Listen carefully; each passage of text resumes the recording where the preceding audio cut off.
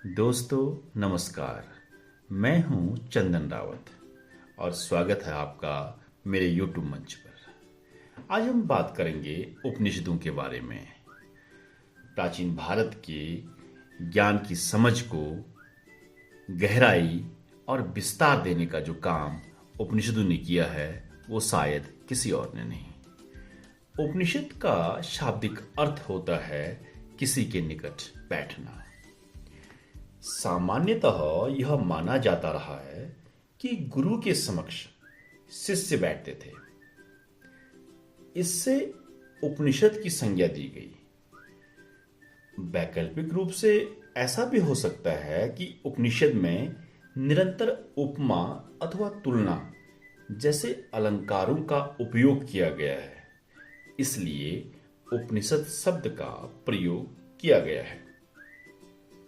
उपनिषदों में जो ज्ञान प्रतिबिंबित होता है वह सामान्य स्तर का ज्ञान नहीं था, क्योंकि जीवन मृत्यु के चक्र से मुक्ति पाने की अवधारणा इसमें विस्तार पूर्वक उल्लिखित है और यह कुछ चयनित छात्रों को ही बतलाया जा सकता था, आम आदमी को नहीं। इस तरह की अवधारणाओं को समझना और समझाना कठिन तो है ही, उस प्रकार के विशिष्ट ज्ञान का साक्षात्कार शास्त्रार्थों, विमर्शों, कथाओं, उपमा, अलंकारों इत्यादि के प्रयोग के द्वारा समझने और समझाने का प्रयास किया जाता रहा। सबसे प्राचीन उपनिषद गद्यात्मक हैं और बाद के उपनिषद पद्यात्मक हैं। बृहदारण्यक उपनिषद और छांदोग्य उपनिषद सबसे प्रारंभिक उपनिषदों में आते हैं। उपनिषद और आरण्यक एक ही प्रकार की विषय वस्तु की चर्चा करते हैं, इसलिए कई बार दोनों कोटियों के ग्रंथों के बीच भिन्नता दिखलाना संभव नहीं हो पाता। For an example, Brihadaranyaka Upanishad को एक ओर आरण्यक भी कहा जाता है, दूसरी ओर उपनिषद भी। प्रारंभिक उपनिषदों का काल लगभग 1000 बीसी से 500 बीसी माना जाता है और बाद के उपनिषद उससे कई बाद के काल के हैं। उपनिषद के इन ग्रंथों में उन विचारों और व्यवहारों को पहली बार स्पष्ट अभिव्यक्ति मिली जो आज भारतीय दर्शन अथवा हिंदू धर्म की आधारशिलाएं हैं। इनमें कर्म, पुनर्जन्म, शाश्वत सत्य जैसी अवधारणाएं आती हैं। उपनिषदों में योग और ध्यान की भी चर्चा की गई है। दरअसल उपनिषदों की रचना उत्तर भारत के विभिन्न भागों में कई शताब्दियों में की गई, इसलिए यह आश्चर्य का विषय नहीं है कि इससे एकल व्यवस्थित विचार की अभिव्यक्ति नहीं कहा जा सकता। उपनिषदों में बहुत से विषयों की चर्चा की गई है, किंतु दो आधारभूत विषय हैं, आत्मा और ब्रह्मा। आत्मा और ब्रह्मा के बीच के अंतर संबंध और इनकी व्याख्या उपनिषदों के केंद्र में रही है। ब्रह्मा शब्द की उत्पत्ति ब्रह मूल अक्षर से हुई, जिसका अर्थ होता है दृढ़ होना, स्थायी होना। ऋग्वेद में ब्रह्मा का उल्लेख तो है किंतु आत्मा का नहीं।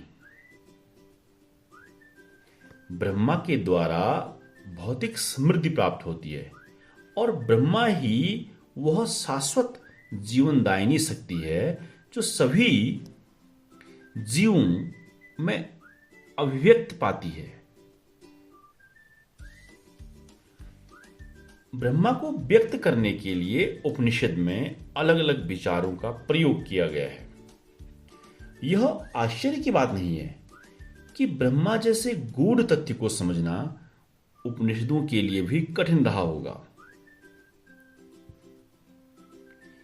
केन उपनिषद के अनुसार स्वयं देवता भी ब्रह्मा को समझ नहीं सकते, और वैसे लोग अज्ञानी हैं जो ऐसा मानते हैं कि वे ब्रह्मा को समझते हैं।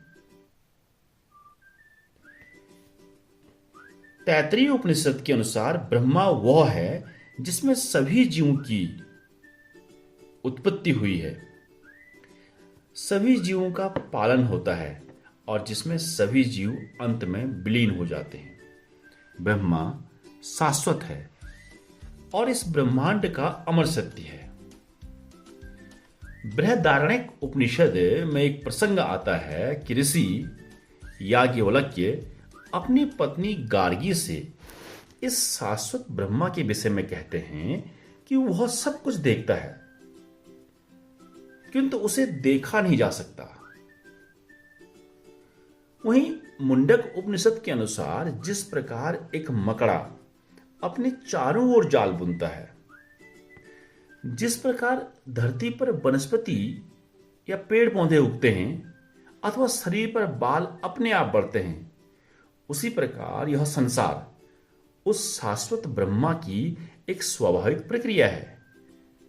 बाद के उपनिषदों में ब्रह्मा की तुलना ईश्वर से की जाने लगी। दूसरी ओर ब्रह्मा यदि इस ब्रह्मांड में व्याप्त शाश्वत सत्य को कहते हैं तो आत्मा उसी शाश्वत सत्य का व्यक्तिगत स्वरूप है, अर्थात आत्मा किसी व्यक्ति के अंदर निवास करने वाला शाश्वत सत्य है। उपनिषदों में आत्मा की बहुत सारी व्याख्या उपलब्ध है। बृहदारण्यक उपनिषद के अनुसार आत्मा वह है जो सब कुछ देखता है परंतु उसे देखा नहीं जा सकता, जो सब कुछ सुनता है किंतु उसको सुना नहीं जा सकता, जो सब कुछ समझता है किंतु उसको समझा नहीं जा सकता, जो सब कुछ जानता है लेकिन उसे जाना नहीं जा सकता। वहीं छांदोग्य उपनिषद के अनुसार आत्मा हृदय की गहराई में अवस्थित है। वह चावल, जौ या सरसों के दाने से भी छोटा है, अथवा बाजरे के दाने या बाजरे के छिलके से भी छोटा है। किंतु दूसरी ओर आत्मा संपूर्ण धरती में व्याप्त है। संपूर्ण आकाश में सभी भुवनों को जोड़कर भी आत्मा को समेटा नहीं जा सकता। छांदोग्य उपनिषद। इसी प्रकार श्वेताश्वतर उपनिषद में माया शब्द का उल्लेख आया है। कुछ विद्वानों में यह मतभेद है कि इस तरह की अवधारणाएं प्रारंभिक उपनिषदों में आई थी। माया को अधिकतर भ्रामक बतलाया गया है, किंतु इसकी व्याख्या अन्य प्रकार से भी की गई है। माया को कभी अविद्या से भी जोड़ते हैं, यानी माया वह गुण है जिसके कारण व्यक्ति ब्रह्मा को नहीं समझ सकता, अथवा माया ही ईश्वर की रचनात्मक शक्ति है।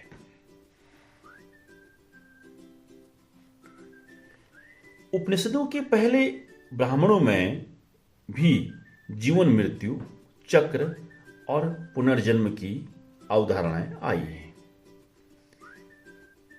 एक बात मैं यहां और स्पष्ट कर देना चाहूंगा कि 4 वेद,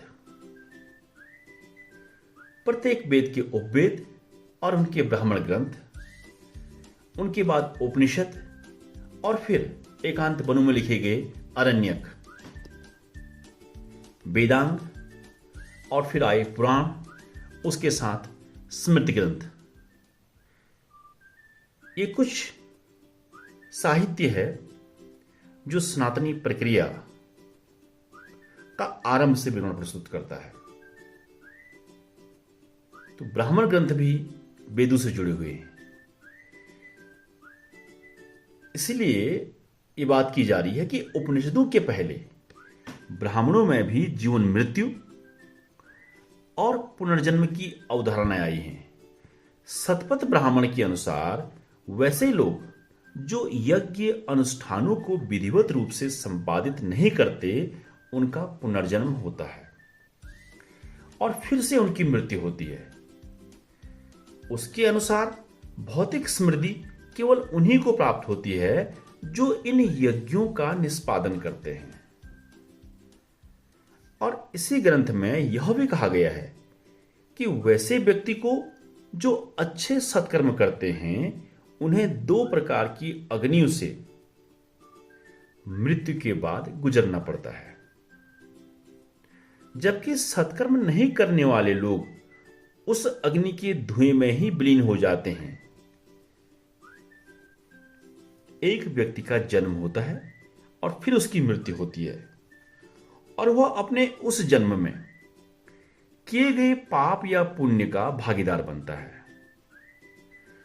कुछ उपनिषदों में आत्मा के एक शरीर से दूसरे शरीर को धारण करने की प्रक्रिया की व्याख्या की गई है। मृत्यु और पुनर्जन्म अविद्या से जुड़ा हुआ है, इच्छाओं से जुड़ा हुआ है, और जीवन मृत्यु और पुनर्जन्म के इस चक्र से मुक्ति केवल ज्ञान के द्वारा ही हो सकती है। उपनिषदों के अनुसार 3 लोक हैं। एक मृत्युलोक जिसमें मनुष्य निवास करते हैं, दूसरा पितृलोक जिसमें पूर्वज रहते हैं, और तीसरा स्वर्गलोक जहां देवता निवास करते हैं। जो जन्म लेता है वो मृत्यु के बाद पितृलोक को प्राप्त करता है, जबकि वैसे लोग जो अमृतत्व को प्राप्त करते हैं वे देवलोक में जाते हैं। कुल मिलाकर उपनिषद के विचारों का मुख्य उद्देश्य है ब्रह्मा का साक्षात्कार करना। मोक्ष और मुक्ति का अर्थ है इस संसार के चक्र से ज्ञान के द्वारा मुक्ति पाना। ज्ञान केवल बौद्धिक प्रयासों से प्राप्त नहीं किया जा सकता।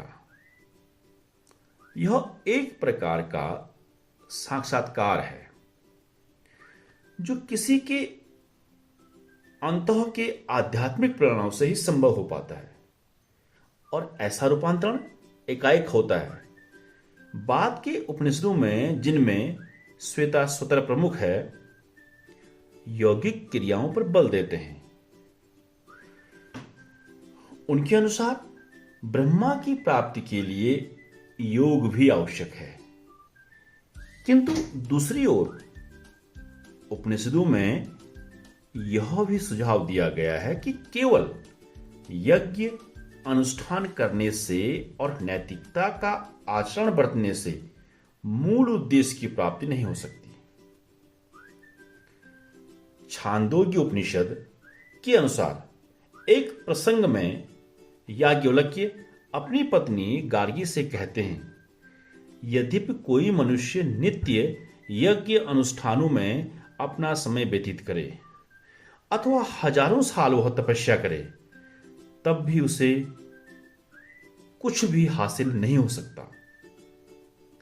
किंतु इसी ग्रंथ में और इसी ग्रंथ के अनुसार वे लोग जो यज्ञ अनुष्ठान इत्यादि का विधिवत संपादन करते हैं, जो वेदों का पाठ करते हैं, जो दान इत्यादि देते हैं, जो तप करते हैं, अथवा जो ब्रह्मचर्य का जीवन गुरुकुल में बिताते हैं और वेदों का अध्ययन करते हैं, वैसे व्यक्तियों को इस संसार के सभी पुण्य प्राप्त होते हैं। एक व्यक्ति जिसे ब्रह्मा का ज्ञान प्राप्त हो जाता है, वह अमृतत्व को प्राप्त कर सकता है। बाद में उपनिषद में विचारों की अनेक प्रकार से व्याख्याएं की जाने लगी, और इन व्याख्याओं को हम वेदांत के रूप में जानते हैं। इन्हें ही उत्तर मीमांसा भी कहा गया। ऐसे कथन कि तत् त्वम असि, तुम वह हो, अहम ब्रह्मासि, मैं ब्रह्मा हूं, अथवा ब्रह्मा आत्मा ऐक्यम, ब्रह्मा और आत्मा की एकता की भी अलग अलग व्याख्या की जा सकती है। भगवत गीता में उपनिषद के सभी दर्शनों को मिलाकर एक सुव्यवस्थित सैद्धांतिक रूप दिया गया है।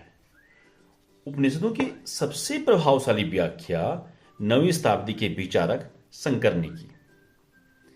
शंकर की व्याख्या को अद्वैत वेदांत के नाम से जाना जाता है।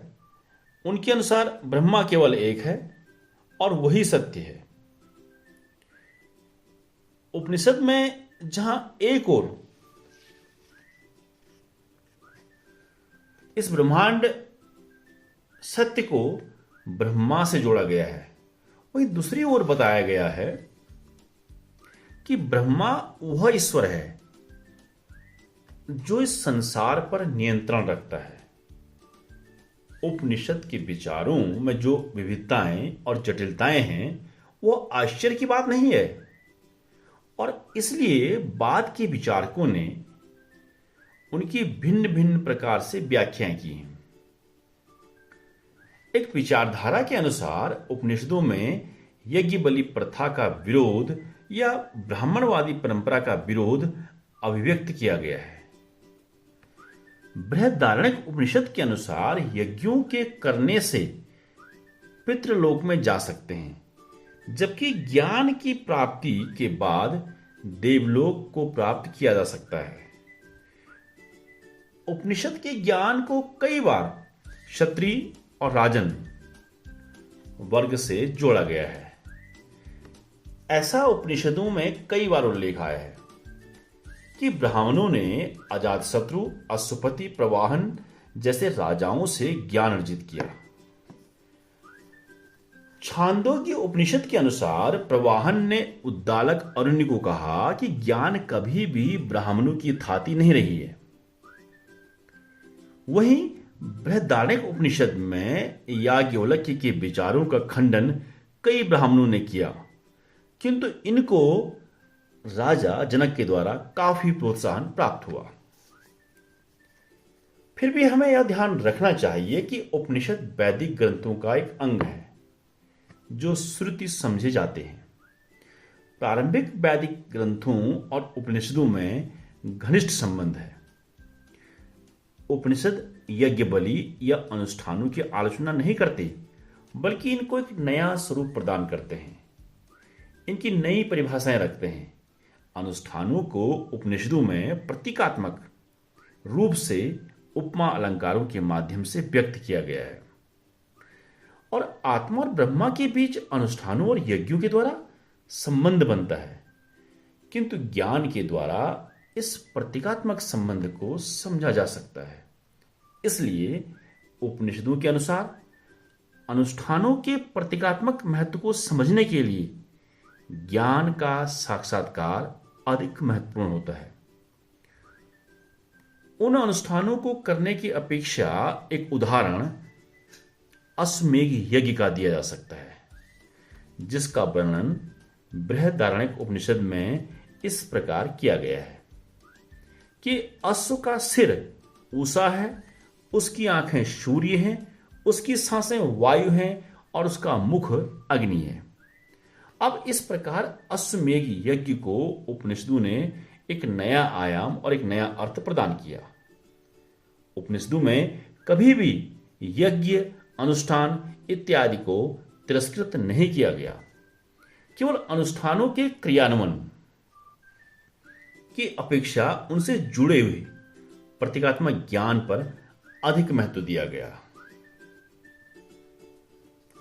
जनसामान्य का अगर हम धार्मिक व्यवहार देखेंगे तो ब्राह्मण, उपनिषद अथवा आरण्यक श्रेणी के ग्रंथ कभी भी जनसामान्य की धार्मिक आस्थाओं और उनके व्यवहारों को अभिव्यक्त नहीं करते, बल्कि अथर्ववेद में मंत्रों और अन्य विधियों की चर्चा की गई है, जिनसे भौतिक समृद्धि, संतान, संतानों की प्राप्ति, स्वास्थ्य इत्यादि को अर्जित किया जा सकता है। इनका सरोकार आम आदमी से रहा होगा। अथर्ववेद में जन्म से लेकर मृत्यु तक अनेक संस्कारों की व्याख्या की गई है और संस्कारों के विधिवत अनुपालन को बतलाया गया है। हालांकि यह वेदों में अंतिम वेद है, फिर भी भाषा और शैली, विचारों और व्यवहारों की दृष्टि से इसमें निष्पादित तथ्य अति प्राचीन रहे होंगे और यह जनमानस और लोक व्यवहार से जुड़ा हुआ ग्रंथ प्रतीत होता है। इस प्रकार उपनिषदों के बारे में आज की यह चर्चा उम्मीद करता हूं कि आप लोगों तक पहुंची होगी और यहां यह बात स्पष्ट संभवतः हो चुकी होगी कि उपनिषदों का संबंध एक ऐसे ज्ञान से है जो हमें मोक्ष की ओर ले जाता है, जबकि वेद एक व्यवहारिक ज्ञान को परिभाषित करने का प्रयास करते हैं। मेरे साथ मेरे YouTube मंच पर बने रहने के लिए आप सबका बहुत बहुत धन्यवाद। Thank you very much.